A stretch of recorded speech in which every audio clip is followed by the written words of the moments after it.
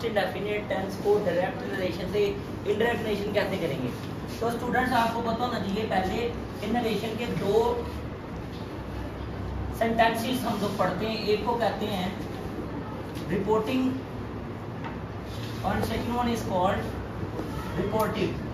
क्योंकि यहाँ पर नरेशन हमारी कंप्लीट हो जाती है इसलिए इसको रिपोर्टेड कहा गया है। यहाँ पे कॉन्टिन्यूस फॉर्म है इसलिए ये जेरेंट की फॉर्म में लिखा हुआ है, इसको रिपोर्टिंग बोलते हैं।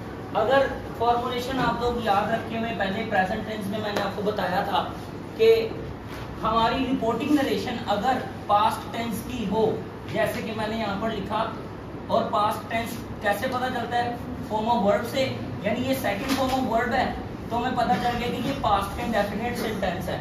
जब भी रिपोर्टिंग नरेशन पास्ट इंडेफिनिट की होगी, जब पास्ट सेंटेंस की होगी, तो अगला सेंटेंस जो है उसका टेंस चेंज करना पड़ेगा डायरेक्ट से इनडायरेक्ट करने में। जैसे कि मैंने यहाँ पर लिख दिया था प्रेजेंट टेंस में आई एम अनवेल, तो इसको चेंज करते हुए डायरेक्ट से इनडायरेक्ट नरेशन में हम लोग करते थे ही सेड, 3 रूल्स अप्लाई होने, इन्वर्टेड कॉमास को रिमूव करने से चेंज इन वर्ड, उसके बाद चेंज इन प्रोनाउन और चेंज इन टेंस। ठीक है, इन तीनों चीजों की चेंजिंग अप्लाई होती है तब जब हमारे पास रिपोर्टिंग नरेशन पास्ट टेंस की होती है। ऐसे ही है ना, इसी चीज को हम लोग कंटिन्यू करते हैं आज के फॉर्मूला में। इसको मैं इधर यहाँ पर रिप्लेस करता हूँ, डायरेक्ट से इनडायरेक्ट में इन्वर्टेड कॉमास की रिप्लेसमेंट को मैंने यहाँ पर अप्लाई कर दिया और ये मेरा क्लिक हो गया एक ऑपरेशन। ठीक है, ऑपरेशन हमारे पास 3 है, change in word, change in pronoun, change in tense. तो ये वर्ड मैंने अप्लाई कर दिया। अब प्रोनाउन की बारी है।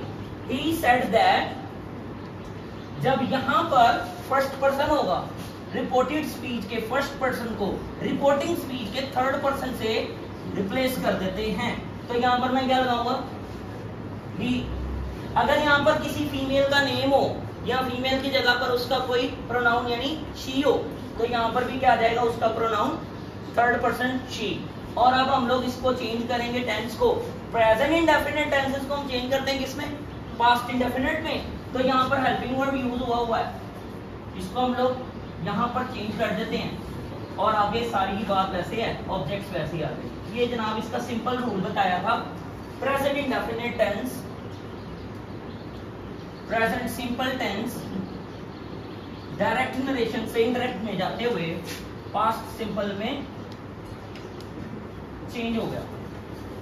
आज का टॉपिक है पास्ट इंडेफिनिट। पास्ट इंडेफिनिट अगर नरेशन हो, सेम मैं वो ऊपर वाली नरेशन को नीचे लिख देता हूं, डायरेक्ट नरेशन में लिखता हूं he said I was unwell, या मैं लिख देता हूं ही वॉज अनवेल। अगर ये नरेशन देखें, यहाँ पर सबसे पहले इसको सोल्व करने का तरीकाकार यहाँ से शुरू होता है।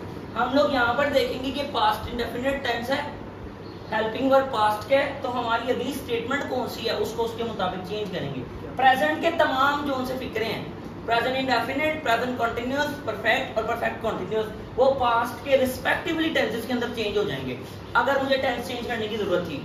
तो अब आज का न्यू टॉपिक है कि पास्ट इंडेफिनिट या सिंपल सेंटेंस अगर हो डायरेक्ट नरेशन में, तो उसको इंडायरेक्ट करते हुए किस में चेंज करेंगे सर, तो वो इजीली बेटा जी यहाँ से past indefinite tense past perfect में चेंज हो जाता है। ठीक है, चलें इसको अप्लाई कर देते हैं रूल को। ही सेड दैट, प्रोनाउन आप चेंज नहीं करेंगे क्योंकि ऑलरेडी वही है, थर्ड ही और ही। यहां पर क्या आ जाएगा, हैड अनवेल। ये तो डेफिनेट सेंटेंस नहीं है, इसको अगर मैं कर दूं कोई डेफिनेट सेंटेंस को चेंज करने के लिए, इसी फॉर्मूला को अप्लाई करने के लिए कहता हूं ही वेंट टू स्कूल, कि वो स्कूल गया। वो तो एक डिस्क्रिप्टिव सेंटेंस था ना, वर्क डन नहीं हुआ हुआ उसमें, तो वर्क डन वाले सेंटेंस को हम इधर कर देंगे, वेंट को चेंज कर दिया किसमें, हैड में, he had gone to school.